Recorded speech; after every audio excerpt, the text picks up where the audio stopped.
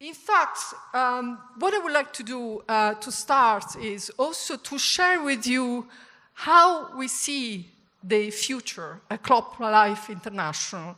CropLife International is the federation, the global federation, gathering many of the world-leading R&D and ag innovations companies in the world.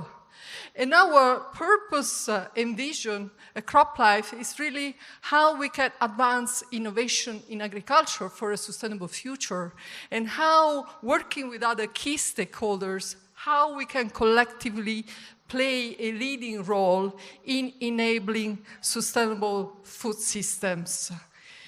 And we see this as a very important approach, as there is an imperative for all of us to address innovation.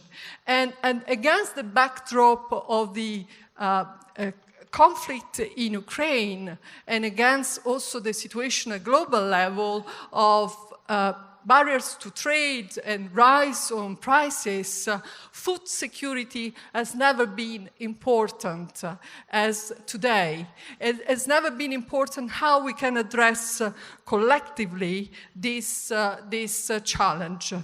And in fact, it is imperative that we can champion together the role of innovation and technology can play in addressing the paradox that we are facing today. How we can produce more and better food, affordable food, with less resources for a growing population within the planetary boundaries. And innovation in agriculture is key to address this challenge. And as you know very well in Brazil, to ensure access to food by providing farmers to produce more nutritious and affordable food, while at the same time addressing climate adaptation and mitigation, halting biodiversity loss, and improving the local community livelihoods. But how can we achieve all that? At CropLife International, our strategy is focused on the positive impacts agricultural innovation can have on our future, as well as the importance of collaborations and partnerships. In this is based on our belief that cross-industries approach is necessary to address some of the global challenges like zero hunger, food security, carbon neutrality, and addressing biodiversity preservation. At the same time, also looking at important fundamental actions on stewardship and also the protection of human rights. This is based on this view that we can do that through important solutions. And working on solutions where I would like also to briefly touch on today, working with key stakeholders to address those solutions that can help us to address these global challenges. But let me briefly touch on some of these solutions where we believe we can make a difference.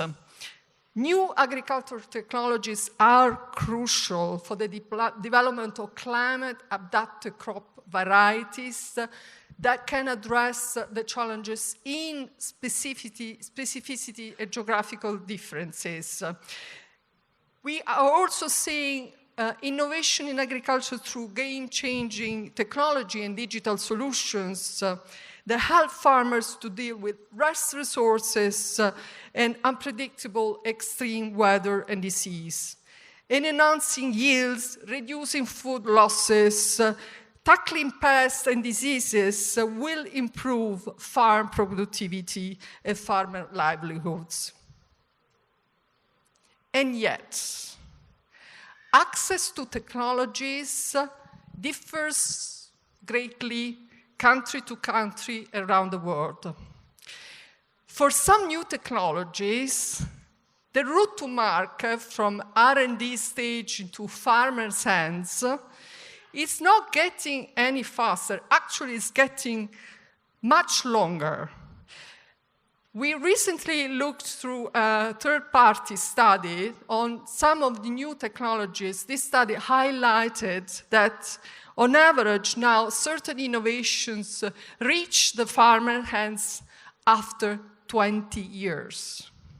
This is clearly far too slow. So from our perspective, we believe it's crucial that we work all together with governments, regulators, NGOs, and stakeholders, how we can promote better regulation and trade policies, and how we can really make sure that technologies and new innovations can land on farmers' hands with a quicker route. And this includes, of course, working on global regulatory harmonizations, on approval processes, on technical guidance principles, and also making sure that we include the protection and the value sharing deriving from intellectual property. We really believe in a science-based and evidence-based approach, and also, again, supporting all this dynamism towards making sure that new products and biotech products can that really be deployed and show the benefits to address the global challenges. Brazil will continue to play a key role in this area globally and continue to provide the support also in making sure that acceleration of the adoption of this new technology and cutting-edge responses and solutions to the global challenges will land to farmers. In cooperation with our network, we continue to work very hard and lead the way on promoting stewardship and responsible use of such new technologies, which are critical to deliver on the global sustainability objectives and challenges. I'm also pleased to say that we are launching a new program, a multi-year program in 9 countries around the world, Sustainable Pesticides Management Framework, which will equip farmers with technologies and practices as climate-smart solutions in terms of mitigations and adaptations tools. Indeed, it's so important that innovations, looking at innovations, it extend well beyond R&D and technologies. It's also how we go about collaboration, how we go working together, and how we can identify new ideas and new approaches, including working together with the farmers and customers, and beyond that, how we can also co-creating solutions and continuously learning and improving through collaborations and partnerships. We see farmers as the leaders and the catalysts of the ground up, be able to drive changes from the bottom up. Our role is really to continue to empower the farmers so that they can have access to all the technologies they need. And I'm also pleased to say that we recently launched our global collaboration with the World Farmers Organization to broaden up our collaboration in addressing some of the climate adaptation and mitigation best practices, and also how we can join forces to make sure that the voice of agriculture and farmers are heard in one of the key platforms, including the next COP27. This partnership approach is consistent with our belief that it's only through this, the power of collaborations, governments, public sector, private sector, NGOs, and each of us can have a unique viewpoint and valuable perspective. The challenges are too complex to be met by or to be resolved by one player or one organization alone. And indeed, and the sustainability challenges ahead of us are too big to leave any innovations, tools, and any solutions at the table. All the challenges requires all the available solutions, and the threat to global security will not leave us very soon. We must have the courage to challenge ourselves and our networks to champion new innovation, new collaborations, new partnerships, and continue to make sure that the deployment of the technologies and the cutting edge are at the benefits of the end users. I believe that together, by working together, we can really make the difference, and we can achieve the reach and scale that we need to have in order to address these critical challenges. And this is why conversation as the one we are having today is so important. But let me say that despite all the challenges, I remain an impatient optimist, particularly being here today with you and listening and learning a lot from the panel that will be hosted in a few minutes, and hearing from this audience. I remain an impatient optimist, and I thank you very much for your attention. Obrigado. Giulia, grazie mille. It's a great pleasure for us. I have a few questions, if you allow me to ask. How developed agricultural countries like US, Brazil, Australia can help other new frontiers like Africa, South Asia, sharing this experience with better technologies and better applications for their developments? They have a critical role, particularly, as I said, Brazil, with this richness, cutting edge, and energy, and be always at the forefront of the new innovations to show, share with the world that they are a really effective way to address agriculture in a very modern and innovative and progressive way. So I would say there is actually a big role that countries can play to share with the rest of the world. I'm thinking, for instance, in Europe. You may be aware of some of the discussions going on in Europe. So the vision and the perspective of this part of the world could be extremely important. So I would continue to encourage to share the lessons learned, to come to Europe, and we will certainly support any efforts, to spread the word of the cutting edge of best practices that are happening in this part of the world, because there is really a need from other regions to learn and to hear from here. Thank you very much for your answer. Another question is, this sad problem between Russia and Ukraine is pushing other perspective in terms of supply of food and energy. How do you see that movements like CropLife around the world can help to stabilize the supply of these two important products? It's very important you address this, because actually CropLife, and with the CropLife in network, we always put for many years food security at the forefront of our work and our discussions. So we see the evolutions now of the recent tragic conflict in Ukraine and the situation with Russia.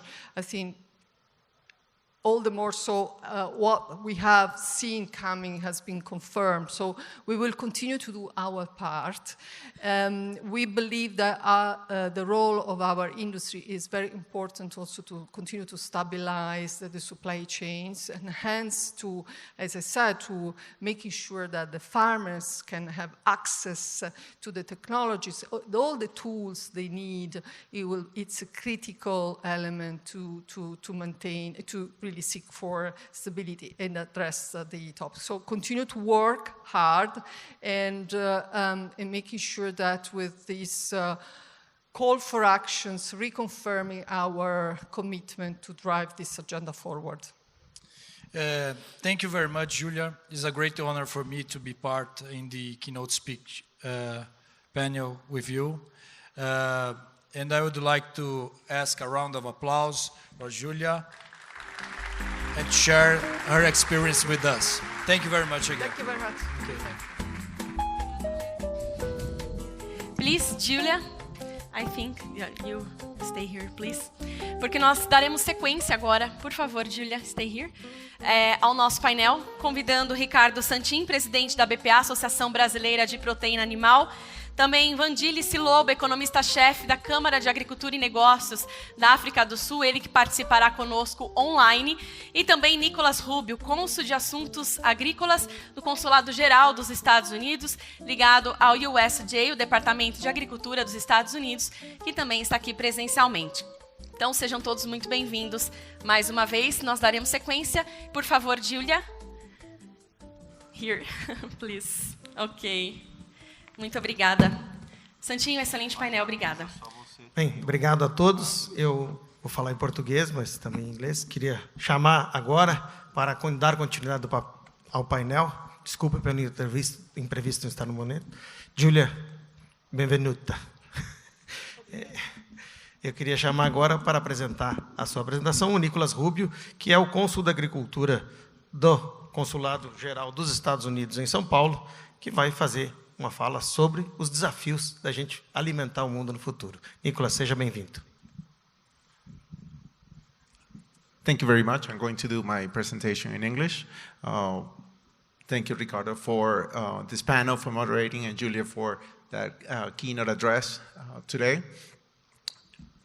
I want to start by saying this, it's an honor for me to be here with all of you today. First, in this amazing stage, in an event that we haven't had since 2018. So it feels great to be back here with you celebrating agriculture and agribusiness with a partner like Brazil, and to discuss the issues that we have now and moving forward, and how we can work together as governments, as associations, as businesses, to get us to where we need to get to. Thank you, Data Agro, for the invitation. As USDA representative with other colleagues of mine here today, it's also a great privilege to support this event that brings together so many disqualified audience to have these great discussions. In my presentation, you're going to see on my slides thank you. Okay. So you're going to see on my slides on the bottom left a symbol, a logo, celebrating the 200-year anniversary of Brazil's independence. And since the United States was one of the first countries to recognize that independence, and since our governments have done some amazing work, built some great collaboration, and especially in agriculture. Brazil and the United States are two agricultural superpowers. We feed the world. We work together to help us address those challenges. Just between the two countries alone, we're supplying about 60% of the corn that is imported or traded, about 80% of the soybeans. We're major competitors, major producers of beef, pork, and poultry products. So that makes us competitors. However, we are partners. We work together, and I'm going to go through different examples of how we do that. So today and tomorrow, what do we have? What are we facing? It's 2022. We're looking at 2050 as part of our discussion today. We know we're going to have more people in the world. We're expecting 20 to 40% more, 2 billion people. That's a lot of people to feed, a lot of people that are going to need to have access to products. At the same time, due to that rapid population growth, we expect more demand of food products, but we also expect increased temperatures, climate change that is going to have an impact on how we produce and how we get those products to the market and to people. However, we also have challenges today as we speak. Many of our speakers this morning spoke about those challenges, the pandemic being one of them. We've seen higher prices, we've seen supply chain disruptions, we've seen shipping delays to get products to market, we've seen conflicts in the world due to the Russian invasion of Ukraine that is creating additional challenges that we were not necessarily expecting as of a year ago, that is having additional burden in our way to feed the world. Just to give you context of what's going on between Ukraine and Russia, those two countries alone, they also supply a lot of the commodities that get to many parts of the world, especially in the eastern part of the planet, the Middle East and Africa. We're talking about 30% of the wheat supplies that are disrupted right now because of that conflict. About 20% of that as well, of corn, also affected. And then, of course, earlier we heard about fertilizers and what's going on in terms of the disruptions that conflict is bringing to the world right now. So with all that context, and not to be negative, but it's the reality, what is food security? What are we talking about? I want to ask you to think about that concept, and I want to share how USDA thinks of this concept that we hear, and we're going to be hearing throughout the presentations. So I want to read the definition that was stated in the first World Food Summit in 1996, where it was stated that food security exists when all people at all times have physical, social, and economic access to safe and nutritious food that meet their dietary needs for an active and healthy life. That's the goal. That's what we're trying to get to. At the same time, that concept, that food security, has other factors that can impact that goal, that can impact that concept of food security. What are those factors? Availability. Can we produce the crops, the food that people need to have a healthy and active life? Access. Can they afford to get those products? Utilization. Are they safe? Are they nutritional enough? And then right in the middle, we have stability. All these concepts, all these factors, they gotta work together in order to achieve food security. We can have great crops out of the United States and Brazil, bumper crops, but if people cannot have access to it in the other side of the planet, then we have a problem. Or maybe we have these bumper crops, but they're not safe. We also have a problem. Or potentially we have all these three factors, availability, access, and utilization, working on our favor, but then we run into stability issues like we're facing today, and then we also have a problem. In addition to the food security concept that I'm sharing with you and make us think about for our dialogue and discussion, think about the agricultural food systems, the various systems around the world that are helping us feed the world. Well, we know we need to produce products. That's one of the main activities. We need to process them. Happens in the poultry industry, for instance. Then we have to get it to market, and eventually people have to consume those products. And then within those activities, we have transportation, storage, and disposal of those products that are also impacting that system. Different food systems, agricultural food systems, are going to have some of these activities, but ultimately they get affected also by economic, socioeconomic, and of course environmental issues that can affect the food system and not allow us to get that product to people so they can be food secure.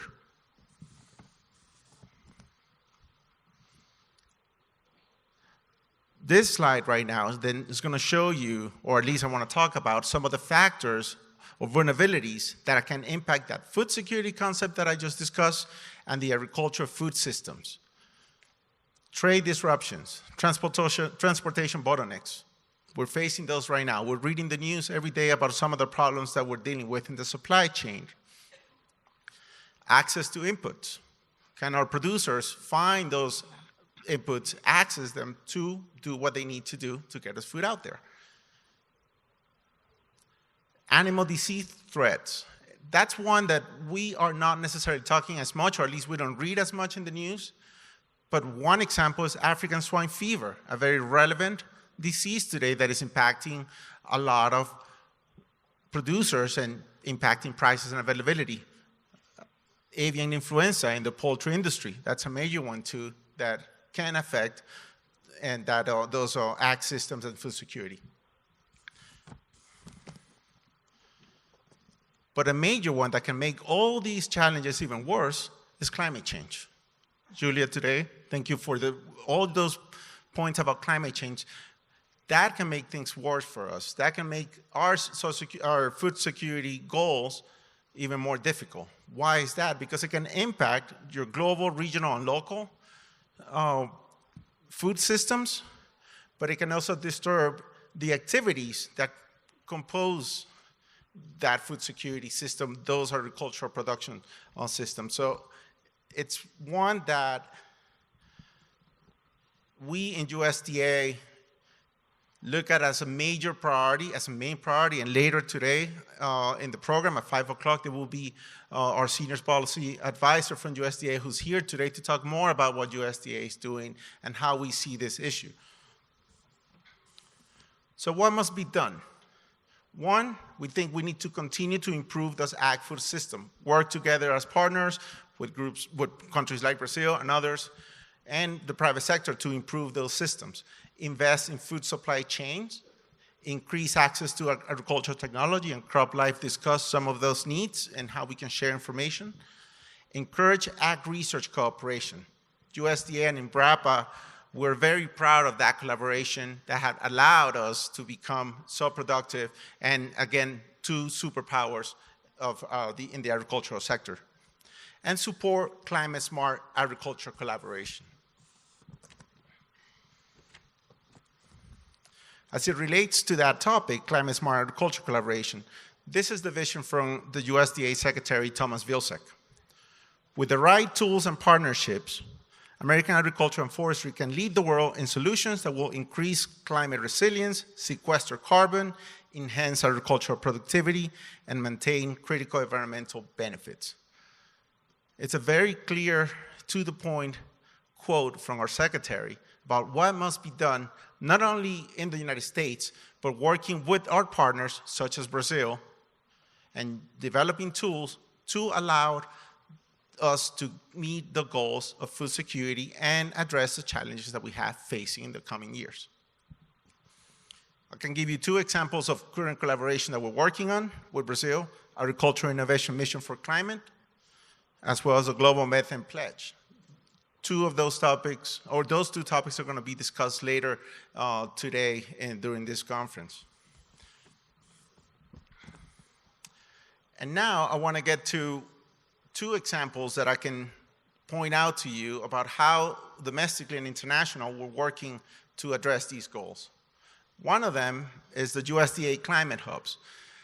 These are units all over, 10 units all over the United States in different parts of our country, doing and looking for science and how that science can be implemented in the farm to allow our farmers, to allow our producers to develop the strategies that they need with information coming out of research from these hubs.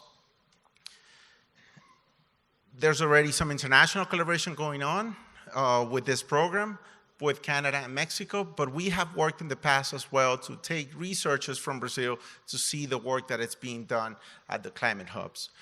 I put the website of this program for more information that you can access to, and again later you will hear more from some of our from another USDA speaker.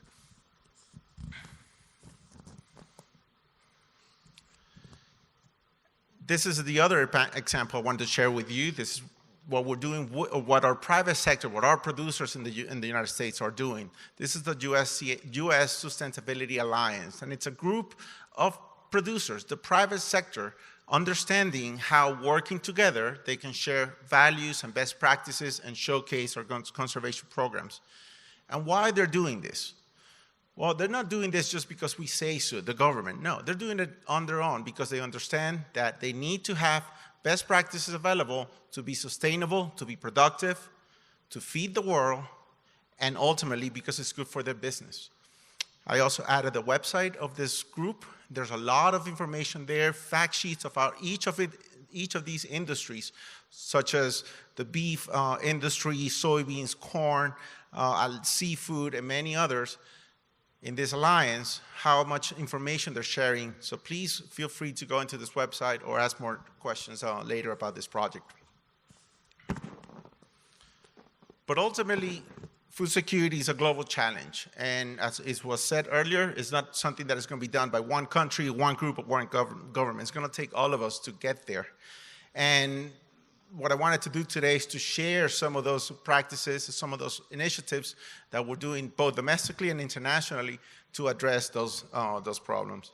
And again, as I mentioned at the beginning of my presentation, as we celebrate those 200 years of friendship between the United States and Brazil, we look forward to more years of collaboration to meet the challenges of that now through until 2050, we're going to need by working together to get us where we need to be.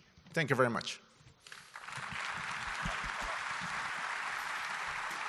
Thank you, Nicolas, for your thoroughly presentation. We're very proud of it. And I'd like to thank also Giulia that make a brilliant presentation. I heard from the audience, Giulia.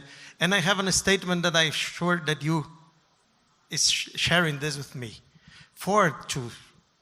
To win this challenge, I have a statement that say, the world should have no border for food. There should be no border for food.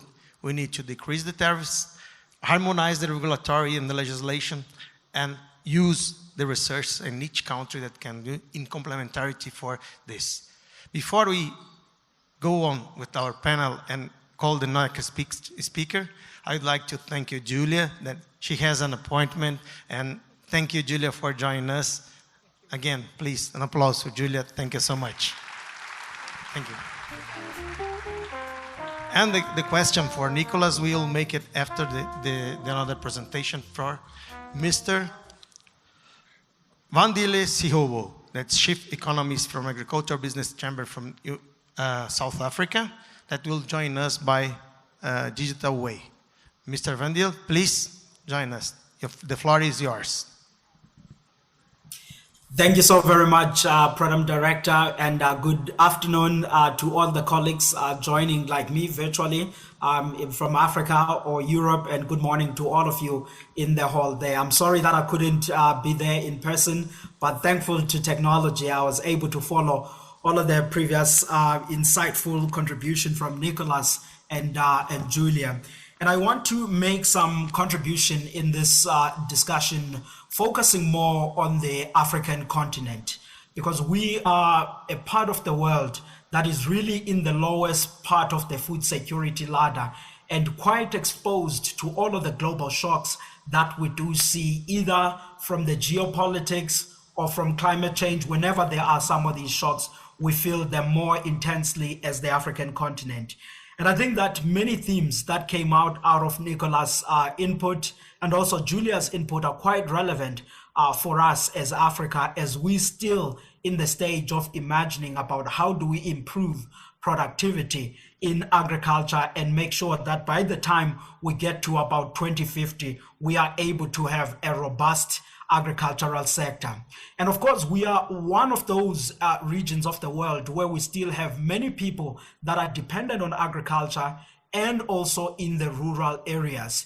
If, for example, you just look on the chart on your left-hand side of that screen, you will notice that for many regions of the world, as we head to 2050, people living in rural areas, or the population of the rural areas, will be declining for most parts of the world. But if you look for the sub-Saharan Africa region, which is that dark, big black line that you see in there, we will still have nearly 1 billion people that will be residing in rural areas, which then means that when we think about 2050, agriculture and along any other industries that thrive in the rural economy become to be on top of mind to us as Africans, to say, how do we ensure that we boost productivity so that we deal with food security, but not only deal with food security, but ensure that this sector of the economy, agriculture and agribusiness, also contribute to job creation as well as economic activity in rural African regions.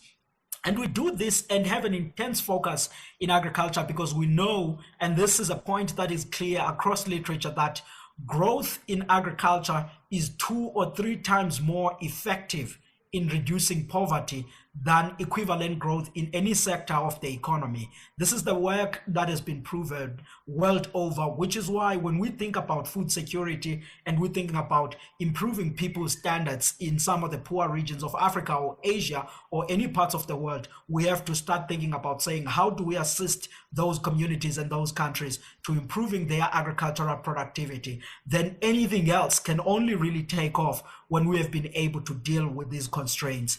And I think that there are key insights about productivity issues that we see coming out of Giulia's presentation about technological use, and some that are coming out of Nicolas' inputs about how we can actually boost that productivity and address all of the key 3 points of food security, which is the nutrition, availability, and affordability in our journey to ensuring that we live in a better world by 2050. And of course, when you think about Africa, you are thinking about a population where agriculture still makes up about 23% of the GDP, and you still have about nearly 2/3 of the people that are working in the agricultural sector. As we look to 2050, we still think that given those dynamics that I showed in the first chart, there will still be a number of people that will be depending on this sector for work in terms of employment, which is why then the intense focus is quite important for us. But I think before we even look at an optimistic picture about how 2050 could potentially look like, there are a number of challenges that Africa's agriculture, and indeed, I would say even parts of Asia, that currently face, and these were existing even before the Russia-Ukraine war, before COVID-19, that we actually still need to address before we even see any positive outlook as we look forward. And some of these came very strongly in your input, Nicolas. You made mentions of the climatic shocks, the frequent droughts, flooding, famine that we see in many parts of East Africa and parts of Asia. And I think we need to be thinking about to say, how do you ensure that there are better and sustainable farming methods so that those communities are not as heavily exposed as we see today whenever there are those climatic shocks? And the second and most important point, even when we think about agricultural trade, is again the point you emphasize, Nicolas, when you were talking about biosecurity. You mentioned the avian influenza, but I could add there to say the foot and mouth disease also, when we think about the livestock industry, is one of the key things that we see spreading. In my own country, for example, in South Africa, we have now the largest spread of a foot and mouth disease in about 6 of the 9 provinces of the country, to an extent that now we are unable to be exporting some of our meat products because of this disease. But the bottom point is that if these biosecurity challenges are not confronted head on across the world, they have food security implication, particularly in the developing world. And that goes the same with the pest infestations, and of course, the lack of infrastructure or inadequate infrastructure, and that resulting in fragmented food value chain.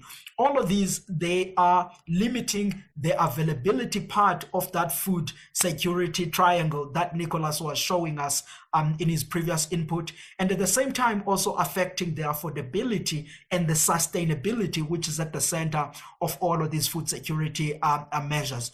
There are solutions to all of these, likes of the US, Brazil, Canada, Australia are dealing with some of these things. But then the question now is to say, how do we take those technologies and also convince the African governments and the Asian governments to some of the countries to be open to some of these new technologies so that they can be spread on, and then the farmers can be able to adopt these and finally be able to address some of the productivity challenges. Because, for example, in the African continent, which is where I'm joining you from Pretoria, we talk a lot about the African Continental Free Trade Agreement, which could assist us on trading amongst ourselves. But until we address these factors that I'm talking about, we will not have even the volumes of grain to trade amongst ourselves and be able to address the food security challenges. So productivity is a key thing that I think needs to be addressed. And this question of productivity, you see it quite clearly if you take, for example, a simple crop such as a staple grain, maize. If you look at those countries, which is we show their yields of maize tons per hectare from 1960 and going into around about 2019, you will see that the likes of the United States, South Africa, which is an exception from the African continent because it uses genetically modified crops and it has large-scale commercial farming, which is quite different than what you see in much of the African continent. Brazil, India are amongst those countries that have a better productivity. And of course, you could add there Australia and some of the European countries. But the likes of Kenya, Nigeria, and Zimbabwe are still amongst those countries that have really poor levels of agricultural productivity. And this is only maize, but you can take this picture and you spread it across many of the other key crops that are consumed in these countries. And this is a picture that needs to change if we are to be a food secure world, but also ensure that agriculture serves more than just food, but it also provides broader economic opportunities for the rural communities of these countries. And this is where I think the work that Giulia and the colleagues at CropLife are doing can actually be instrumental on saying what are some of the high yielding seed varieties that could be available, and what are some of the pesticides that could be available to deal with some of the challenges of crop diseases that these countries face, and then making sure that we convince the governments of these countries to be more open to adoption of these technologies. Because if that doesn't happen, Africa's food balance sheet will not change from that particular picture that you are seeing on the board. The dark bluish line, for example, that you see, dark bluish bars that you see on that chart, those are the imports that the African continent imports on the agricultural food. That's roughly on average about $80 billion of agricultural products that are coming into the African continent each year. And of course, the exports being on the light bluish line, which is mainly the likes of Egypt, South Africa, and a few countries that actually dominate that list. And of course, there we have also those major staple products that are coming out of the Black Sea, to the point that Nicolas was talking about, to say the Black Sea war that is happening there is affecting a lot of poor countries such as Africa and part of Asia.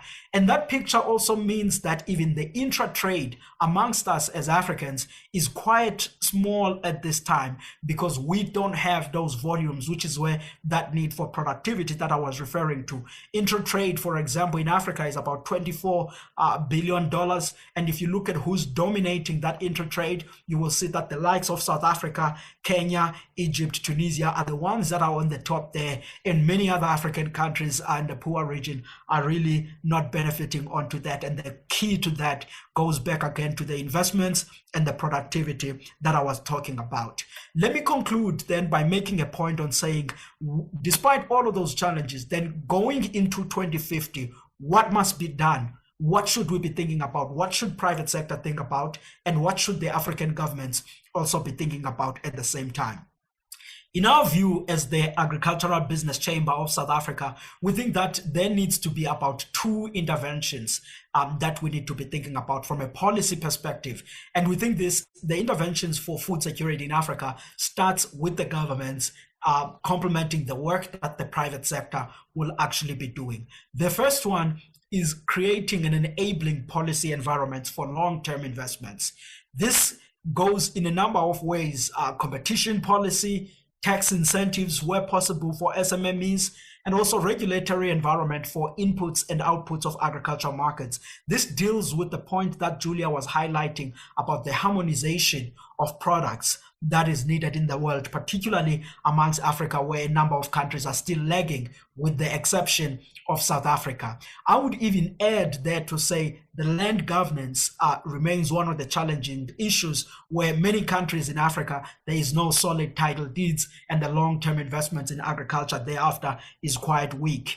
The predictable trade policy is an important thing. You yourself, Mr. Moderator, you were talking about food without borders. In Africa, we still have an unpredictable trade policy where certain governments can block borders and say they are limiting the exports in particular periods. And all of those cause disruptions for private sector players that are actually having invested with the purpose of actually trading in some of these processes. Then once that is addressed, we think that that can open up room for private sector investments. SMMEs, global investors, and the others could begin to look at some of these countries. And South Africa is a case study for some of the African countries as to what they can look at and actually emulate in large part as they rebuild their agriculture and the rural economy and food security. And that could be anchored by public sector investments, which is where in many African countries, there's still a huge gap there, particularly for network industries. Network industries like roads, railway line, and the harbors are some of the key infrastructure that is missing, as well as the border infrastructure, so that when we're linking trade amongst all of the other inland countries, the cost of doing business there is quite low. So those are some of the things. They are quite high level, but I think they are essential if we are thinking about the stable agricultural sector feeding into food security and ensuring that as we go to 2050, we are able to attract the necessary investments for private sector to play a robust role and the African governments to play a robust role in the process of ensuring that we have a good agricultural sector going forward. So I would summarize this in a way of saying we need policy reforms which will enable investments, and thereafter we would have technical innovation, which deals with the productivity question of Giulia that was raising, and of course, competition, which is the dynamism that also yourself, Nicolas, talked about, and also the efficiency gains. And I think in those efficiency gains, that's where then solving food security, improving incomes of rural population can actually come about. And the only thing we need to do differently now is really make sure that we get on with these policy reforms, almost as a way of saying, recovering from COVID-19 and the effects of the Russia-Ukraine war, what can the governments be doing? And I think the African governments should use agriculture as one of those sectors of springballing as they are thinking about growth. And this could nicely tie in with that 2050 food security goal. And I think all of you colleagues that are sitting there from Brazil and from other parts of the world, you can look into this and see Africa as a problem or see Africa as an opportunity for you to actually come and work with us and see some of the opportunities and value that you can extract as we try to rethink and rebuild Africa's agriculture for the quest of that 2050 food security. Program Director, thank you so very much for the opportunity to speak, and thank you to all the colleagues that are in there in Sao Paulo for listening to me.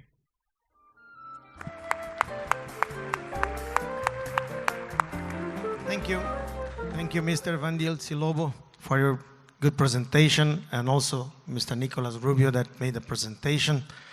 We saw here from Mr. Giulia, from Nicolas, and for Sihlobo, a lot of alternatives to solve this challenge. And I summarize this saying that we need more partnership and complementarity in the world and between the countries. We cannot have border for food. There should be no border for food because people need the food. We have now 1 billion persons approximately in hunger in the world, and probably more 2 billion in 2050. We need to solve this problem, and we need to solve it together. As our former Minister Roberto Rodrigues said, to give food to the people is to promote peace. And this is what we need to do in a sustainable way. I need to apologize with our audience because the time is late and we'll not have time for questions. But thank you so much, and I'd like to invite Lilia for finish this. Thank you so much.